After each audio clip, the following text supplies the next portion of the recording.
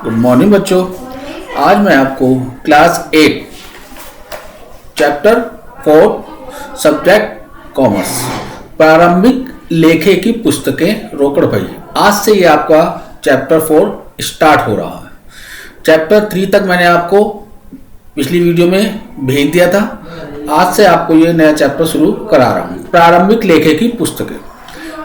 सबसे पहले है आपका प्रारंभिक लेखे की पुस्तकें का अर्थ। अब इसका अर्थ क्या है? प्रारंभिक लेखे की पुस्तकें जो होती है वो क्या होती है?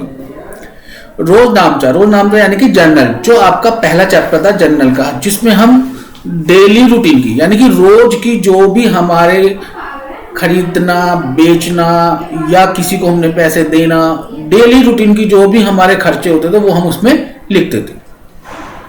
तो रोज नामचा का प्रयोग सामान्यतः उस स्थिति में किया जा सकता है जब व्यापार लघु स्तर पे होता है, यानी कि छोटा होता है, किंतु जब एक बड़े व्यापार में एक मात्र पर्याप्त नहीं होती, क्योंकि अगर हम व्यापार को बड़ा कर देते हैं तो ये जो रोज नामचा पुस्तक है ये पर्याप्त नहीं होती, और ना ही हम इसमें समस्त लेन देन का लेखा रख सकते हैं, क्योंकि जब व्यापार बढ़ता रहता है तो हमारा खर्चे भी बढ़ते रहते हैं, हम सेल परचेज भी बढ़ाते रहते हैं।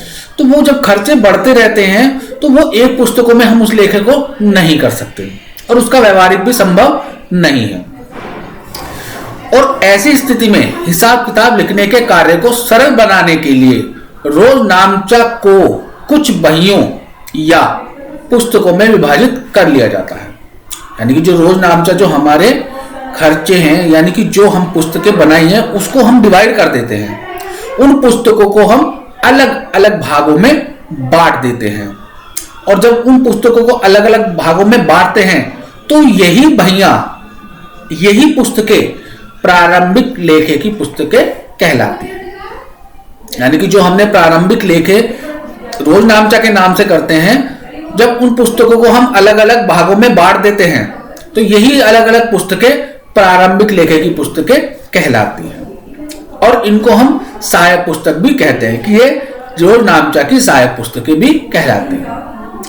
प्राय निम्नलिखित प्रारंभिक लेखों की पुस्तकें और बहियां व्यापार में प्रयोग की जाती हैं, जो उनके नाम अलग अलग हैं। जैसे रोकड़ पुस्तक।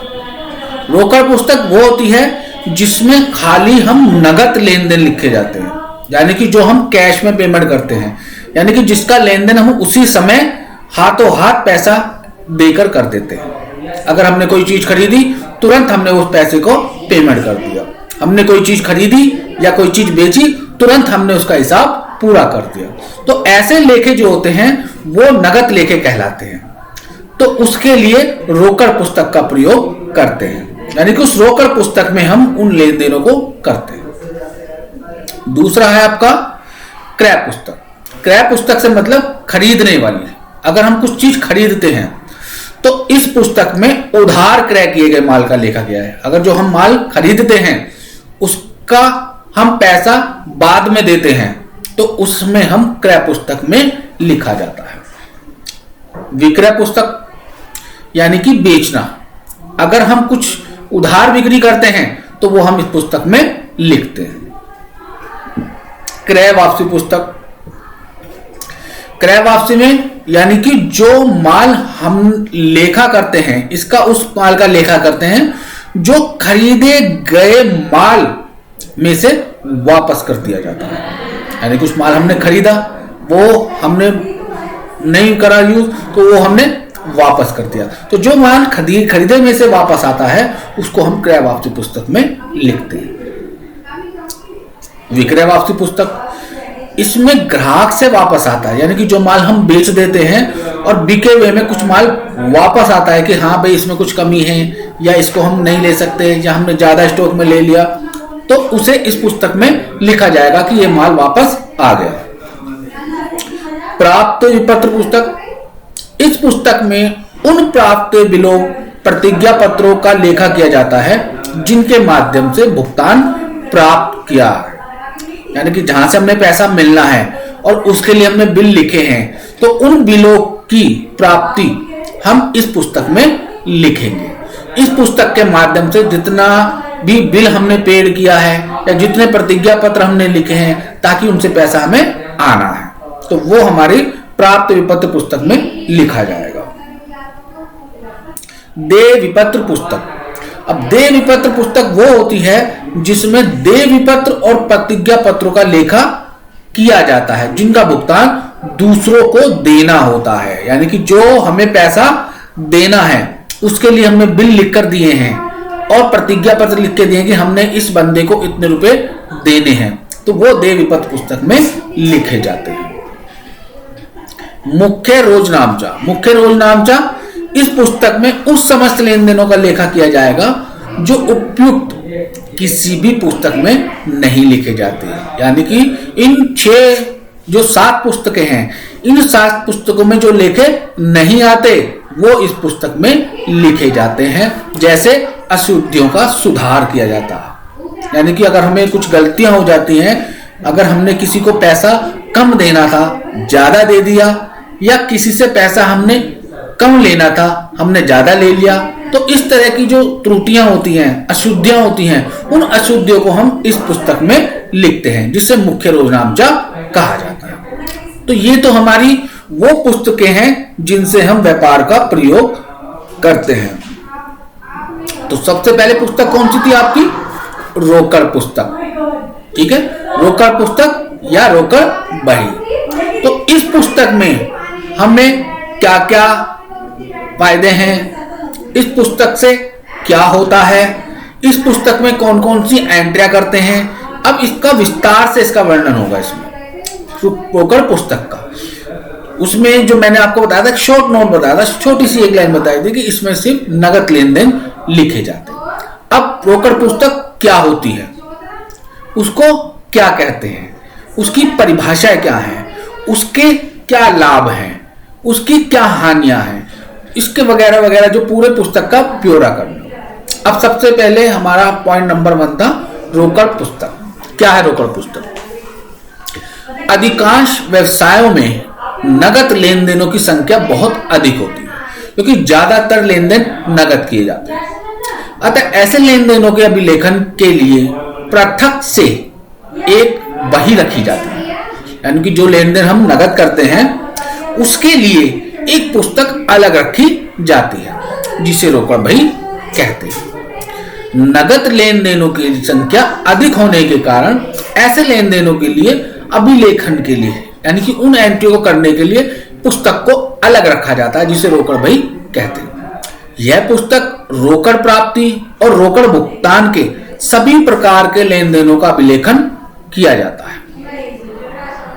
जिन व्यवसायों में पृथक रोकड़ बही रखी जाती है वहां रोज नामचों में रोकड़ लेन देनों का लेखा नहीं किया जाता। अगर वहां रोकड़ पुस्तक अलग से है तब रोज नामचा में उसकी एंट्रियां नहीं की जाएंगी, सारी एंट्रियां इसी के अंदर की जाएंगी। और अगर उसने रोज नामचा के अलावा रोकड़ लेन देन की पुस्तक को अलग नहीं रखा गया तो वो लेन देन हम रोकड़ पुस्तक के अलावा रोज नामचा में ही करेंगे। फिर रोज नामचा से ही हम सारी एंट्रियों को आगे लेके जाएंगे। लेकिन अगर हमने रोकड़ पुस्तक को अलग से एक बही तैयार करके रखी है तो फिर हम रोज नामचा में उसकी एंट्रियां नहीं करेंगे, वो सारी एंट्री हम कहां करेंगे? रोकड़ बही में। ये तो है रोकड़ बही, रोकड़ पुस्तक। अब है रोकड़ बही की परिभाषा। अब रोकड़ बही की परिभाषा क्या है? अलग अलग अर्थशास्त्रियों ने, अलग अलग विद्वानों ने अलग अलग बात कही है। अब क्या क्या बातें कही हैं? पहला है एलसी कॉपर के अनुसार। अब एलसी कॉपर कहते हैं कि रोकड़ बही प्रारंभिक लेखे की वह पुस्तक है जिसमें नगद व्यवहारों का लेखा होता है। ऋणी हो या प्राप्ति पक्ष में नगद प्राप्तियों को तथा धनी हो या भुगतान पक्ष में नगद भुगतानों को लिखते हैं। चाहे ऋणी हो चाहे धनी हो, दोनों की प्राप्तियां और भुगतान नगद वाले वो लिखे जाएंगे, उसे रोकड़ बही कहते हैं। यानी कि रोकड़ बही प्रारंभिक लेखे की वह पुस्तक है जिसमें नगद व्यवहारों का लेखा होता है। ऋणी या प्राप्ति पक्ष में नगद प्राप्ति तथा धनी या भुगतान पक्ष में नगद भुगतानों को लिखते हैं। ये किसके द्वारा है? एलसी कॉपर के अनुसार।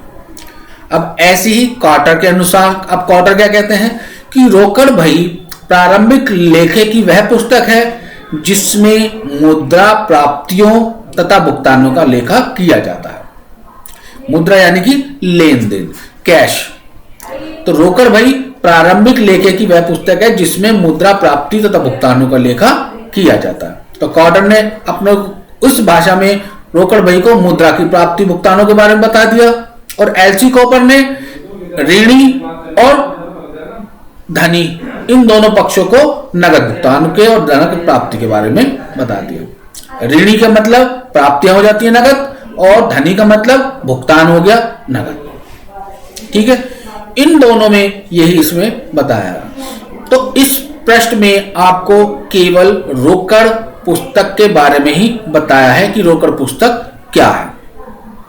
रोकड़ पुस्तक के जो लाभ है वो आपको नेक्स्ट वीडियो में, उसके आगे का मैं आपको नेक्स्ट वीडियो में बताऊंगा।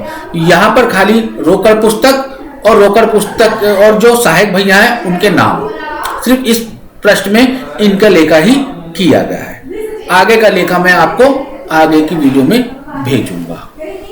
Thank you.